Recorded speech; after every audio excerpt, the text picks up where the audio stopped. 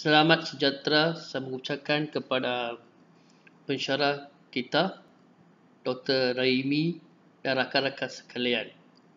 Saya Patrick ingin membuat satu video mengenai bantuan-bantuan PCG dan cara-cara pengiraan PCG. Okey. Sebelum itu, saya minta maaf sekiranya audio atau video kurang memuaskan.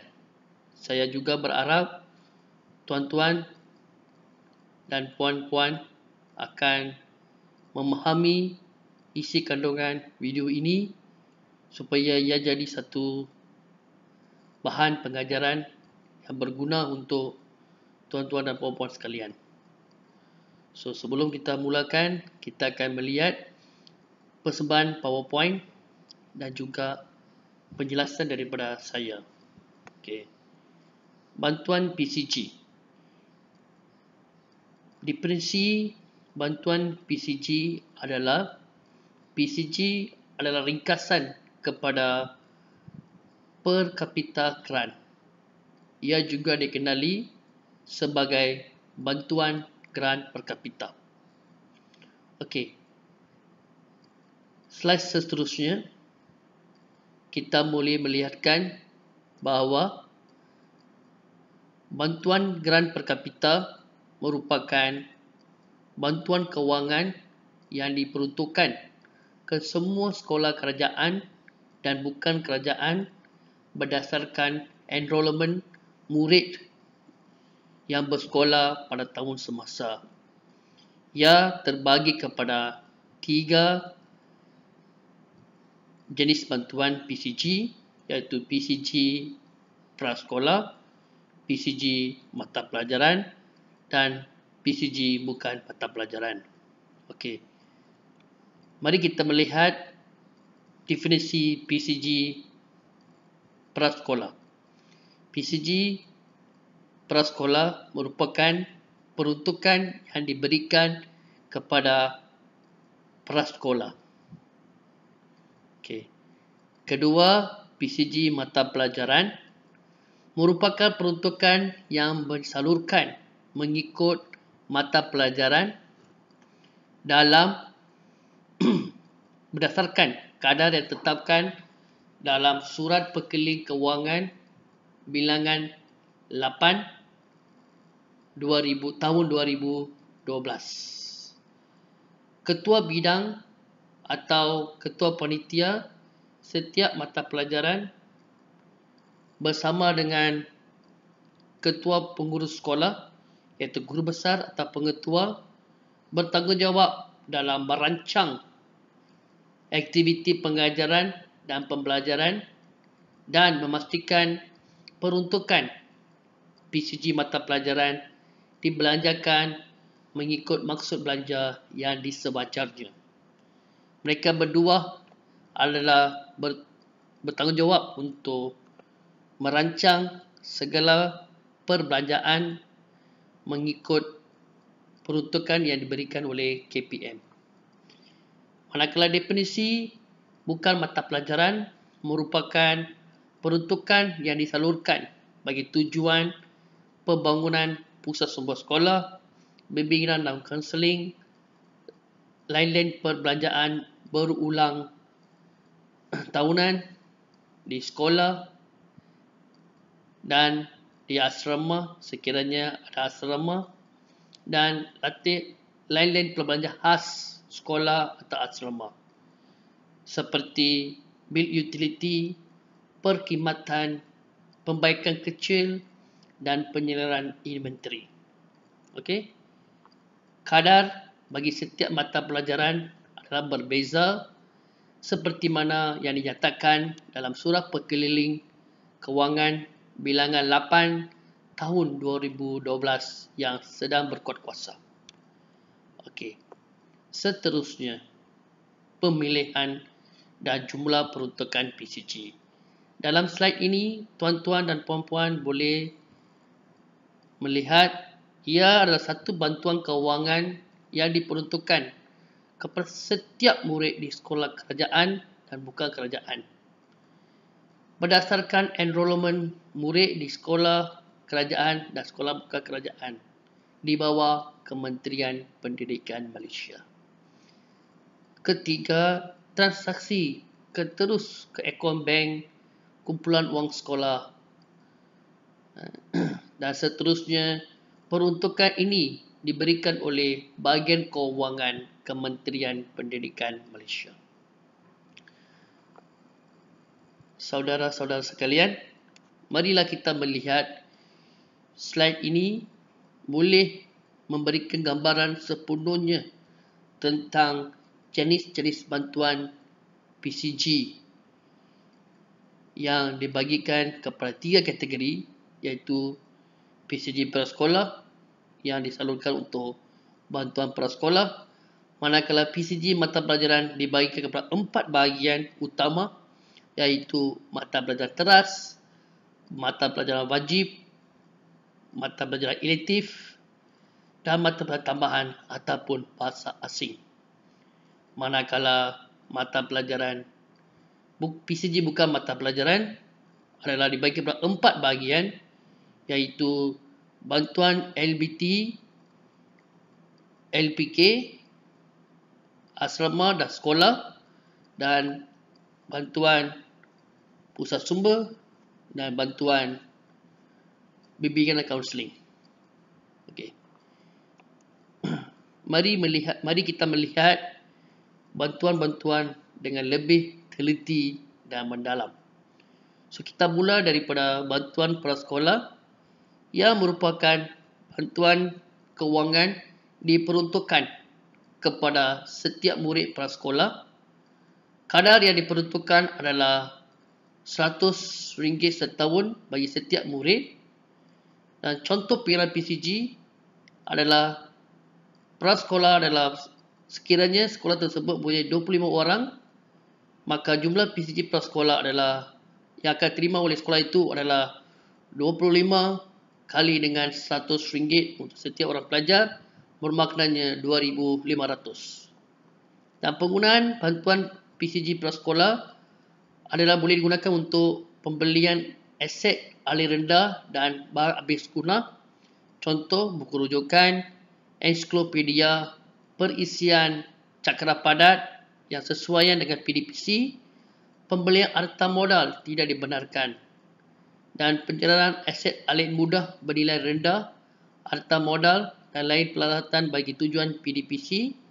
Bantuan PCG juga boleh digunakan bagi membiayai program lawatan berunsurkan pendidikan.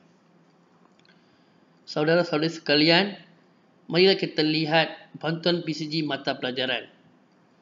Ini adalah satu faktor yang paling penting, iaitu PCG mata pelajaran dibagi dalam 4 jenis, iaitu mata pelajaran teras, iaitu mata pelajaran asas bagi semua murid di sekolah. Contoh, bahasa Melayu, bahasa Inggeris, matematik, sains dan lain-lain lagi.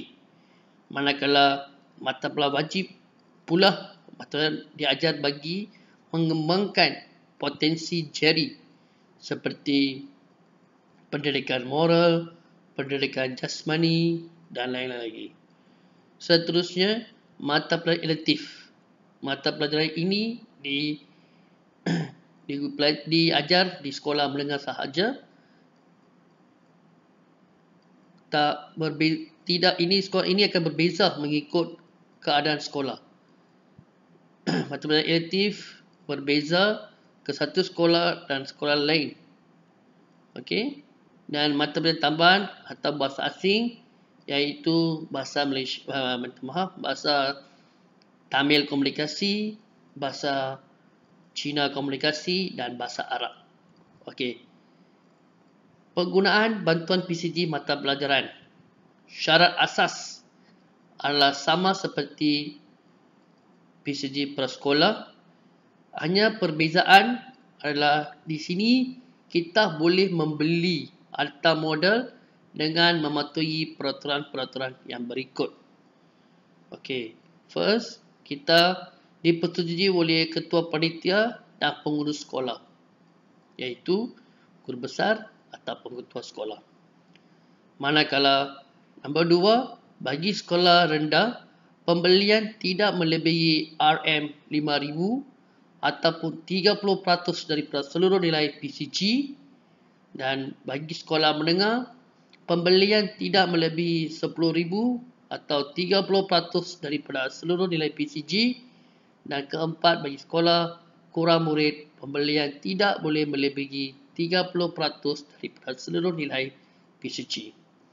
Dan keempat, penggunaan bantuan PCG mata pelajaran, pembelian dan penggantian aircon ataupun mesin pengawal dingin tidak boleh dibuat dengan bantuan PCG mata pelajaran, tetapi pembelian barang ICT dibenarkan dengan tata cara perolehan ICT yang sedang dikuatkuasakan. Okey, saudara-saudari sekalian, marilah kita lihat satu contoh pengagihan, iaitu contoh pengiraan agihan bagi PCG mata pelajaran teras sekiranya bantuan yang diterima bagi tujuan ini adalah ringgit Malaysia RM15,000. Okey, RM15,000 dibagikan kepada 60% dan 40%. 60% akan diberikan kepada mata pelajaran sains, matematik, bahasa Inggeris, dan dalam 60% tu yang RM99,000 tu dibagikan kepada sains akan dapat perolehan 4%, iaitu RM3,600. Manakala matematik dan bahasa Inggeris akan menerima 30% sebanyak RM2,700 masing-masing untuk digunakan pada tahun semasa. Manakala 40% yang lain, iaitu RM6,000, akan digunakan untuk mata pelajaran teras yang lain, dan agihan untuk lain-lain mata pelajaran ditentukan oleh pengurus sekolah dan ketua bidang maupun ketua panitia. Okey. Sekiranya kita akan pergi kepada bantuan PCG bukan mata pelajaran. Bantuan PCG bukan mata pelajaran merupakan bantuan yang diberikan kepada setiap murid pembelajaran khusus untuk aktiviti pengajaran dan pembelajaran murid untuk pusat sebuah sekolah, bimbingan kaunseling dan lain-lain pembelajaran berulang tahun LBPT dan lain-lain pembelajaran khas LPK untuk sekolah dan asrama. Kadar bantuan PCG bukan mata pelajaran adalah mengikut Surat Perkeliling Kewangan 8 tahun 2012. Marilah saudara-saudari kita melihat kategori-kategori PCG bukan mata pelajaran. Ada 4 kategori, iaitu kategori 1, pusat sumber sekolah, kategori 2, bimbingan kaunseling, kategori ketiga, lain-lain perbelanjaan berulang tahunan, iaitu LPBT, dan lain-lain perbelanjaan khas sekolah dan asrama, LPK. Okey, mari kita melihat penggunaan bantuan PCG bukan mata pelajaran untuk pusat sumber sekolah. Okey, dengan menggunakan PCG yang disalurkan, kita boleh membeli aset alih rendah dan bahan habis guna. Contoh, buku rujukan, ensiklopedia, perisian, cakra padat dan yang bersesuai dengan PDPC. Pembelian harta modal dengan mematuhi peraturan bagi sekolah rendah, pembelian tidak melebihi ringgit Malaysia RM5,000 atau 30% dari seluruh nilai PCG. Manakala bantuan PCG ini boleh digunakan dengan membagi program berkhususkan pendidikan. Manakala penggunaan bantuan PCG bukan mata pelajaran bagi bimbingan dan kaunseling pula sama seperti pusat sumber sekolah, boleh beli aset rendah, habis guna. Pembelian juga, harta modal juga sama seperti dengan PCG bukan mata pelajaran pusat sumber sekolah. Tetapi yang perbezaan adalah di sini, bantuan PCG untuk bimbingan kaunseling boleh digunakan sebagai pembayaran penceramah luar untuk budak-budak sekolah itu dalam skop bimbingan kaunseling. Okey, penggunaan bantuan PCG bukan mata pelajaran iaitu LPBT, membayar utiliti, bil-bil utiliti termasuk stem, internet dan pembentungan. Pembelian aset rendah dan barang habis guna, bahan bakar dan ubat untuk guna pejabat dan sekolah. Pembelian harta modal tidak melebihi RM5,000 setahun dibenarkan kecuali pendingin hawa, dan pengangkutan murid dan bayar insurans untuk guru pengiring serta bayaran balik tabang pengangkutan kepada guru bagi menguruskan kes kecemasan melibatkan murid-murid. Penggunaan bantuan PCG bukan mata pelajaran LPK sekolah dan asrama adalah sama seperti sekolah juga, boleh bayar bil-bil utiliti, boleh beli aset rendah dan barang habis guna, bahan bakar, ubat untuk pengurusan asrama. Pembelian harta modal tidak melebihi 5% daripada jumlah keseluruhan peruntukan LPBT, LBK asrama setahun. Pembelian surat khabar dan lain-lain bahan bacaan serta pembelajaran keceriaan, kesihatan murid, keselamatan penghuni asrama boleh digunakan daripada LBBT, LBK asrama. Seterusnya, pengangkutan murid dan bayaran insurans untuk guru pengiring serta bayaran balik pengangkutan kepada guru bagi menguruskan kecemasan penghuni-penghuni asrama sekolah tersebut. Dan seterusnya, perbelanjaan penyediaan makan minum untuk mesyuarat pentadbiran dan pengurusan asrama juga boleh dibuat melalui peruntukan LBT, LBK asrama. Saudara-saudari, marilah kita melihat pengiraan PCG. Okey, di sini saudara-saudari boleh melihat jadual 3 kadar pemberian per kapita bagi sekolah rendah. Kita ambil contoh sekolah rendah kerana ia lebih mudah daripada sekolah menengah. Okey, untuk mata pelajaran teras, sebelum itu tuan-tuan perlu memastikan bilangan murid. So mereka memberikan, KPM memberikan wang PCG menerusi jumlah murid. Kalau murid bilangan murid sekolah tersebut berapa, so maka wang saluran tersebut disalurkan mengikut enrolment mudah, dan inilah jadual-jadual. So tuan-tuan dan puan-puan boleh meneliti dan bolehlah kita membuat andaian ataupun perkiraan PCG. So dalam slide yang seterusnya saya akan memberikan cara-cara pengiraan PCG. So saya telah membuat pengiraan PCG berdasarkan jadual ini, iaitu jadual 3 di Surat Perkeliling Kewangan bilangan 8 tahun 2012. Okey. So sebelum itu saya memberikan satu contoh sekolah, iaitu sekolah A merupakan sekolah kebangsaan. Jumlah murid di sekolah itu adalah sebanyak 250 orang murid pelajar. Pecahan enrolment murid mengikut bangsa, iaitu 240 orang murid adalah murid Melayu, manakala 10 orang murid pelajar adalah murid India. Sekolah A juga menyediakan kemudahan asrama bagi pelajar-pelajar yang tinggal jauh dari sekolah. Jumlah penghuni asrama adalah sebanyak 100 orang murid, maka pengiraan PCG adalah seperti berikut. Okey. Pertama sekali, saya memberitahu tentang pengiraan PCG mata pelajaran untuk sekolah itu, iaitu PCG mata teras KPM memberikan 2,900 kepada sekolah yang punyai 150 orang murid, dan selebihnya itu akan diberikan RM8 per head. So 150 campur dengan 100 orang murid, maka 250 orang enrolment sekolah A. So 2,900 campur dengan RM8 darat 100 bermakna 800.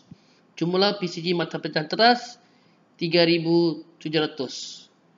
Manakala PCG mata pelajaran wajib KPM memberikan 3,200 untuk 150 orang murid dan RM16 untuk seorang melebihi 150 orang murid. Macam 100 orang murid akan dapat 1,600 dan jumlah PCG mata pelajaran adalah 4,800. Manakala PCG mata pelajaran tambahan adalah RM800 untuk 150 orang murid dan lebih 100 orang murid, setiap seorang akan dapat RM6. Maka 800 tambah dengan 600, jumlah PCG mata pelajaran tambahan adalah ringgit Malaysia 1,400. Dan PCG mata pelajaran bahasa asing, 10 orang murid bangsa India akan mengambil bahasa Tamil. Seseorang akan dapat RM2. Maka dalam 10 orang bermaknanya PCG mata pelajaran bahasa asing adalah RM20. So, pinggiran PCG mata pelajaran adalah teras 3,700, wajib 4,800 dan tambahan 1,400, dan peruntuk mata pelajaran asing adalah RM20. Jumlah peruntukan untuk PCG mata pelajaran adalah RM9,900 dan RM20. Manakala pengiraan PCG bukan mata pelajaran untuk sekolah A adalah PCG pusat sumber sekolah mempunyai 150 orang murid. Mereka KPM akan berikan RM2,500. Selebihnya untuk per A RM10 bermaknanya darah dengan 100 maka RM1,000. So, jumlah PCG pusat sumber sekolah RM3,500 dan PCG bimbingan kaunseling sebanyak RM2,000, iaitu RM1,000 untuk 150 orang murid dan lebihnya darah dengan 10 orang murid RM10 untuk 100 orang murid, untuk RM1,000 dan jumlahnya RM2,000. Untuk LBBT dan LPK sekolah, untuk sekolah mempunyai 250 orang murid akan dapat RM7,500. Untuk asrama, sekolah ini adalah sekolah yang ada asrama, seorang murid akan dapat RM60 untuk setahun. Dan dengan 100 orang murid yang jadi penghuni asrama bermaksudnya RM6,000.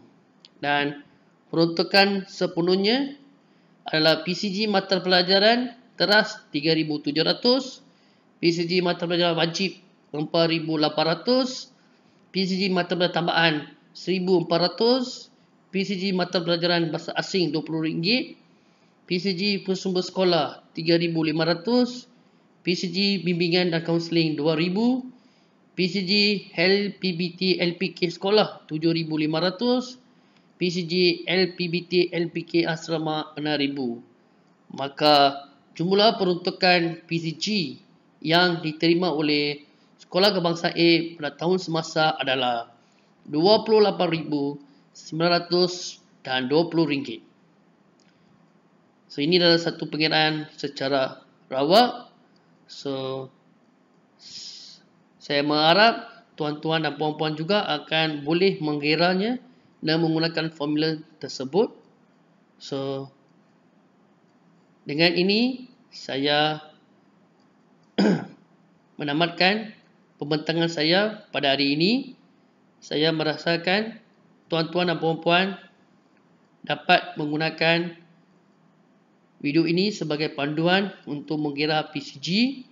Sekiranya ada kesilapan kurang memuaskan, saya minta maaf dan saya mengucapkan ribuan terima kasih kepada pensyarah Dr. Rahimi yang banyak bantu saya dalam penyediaan video ini.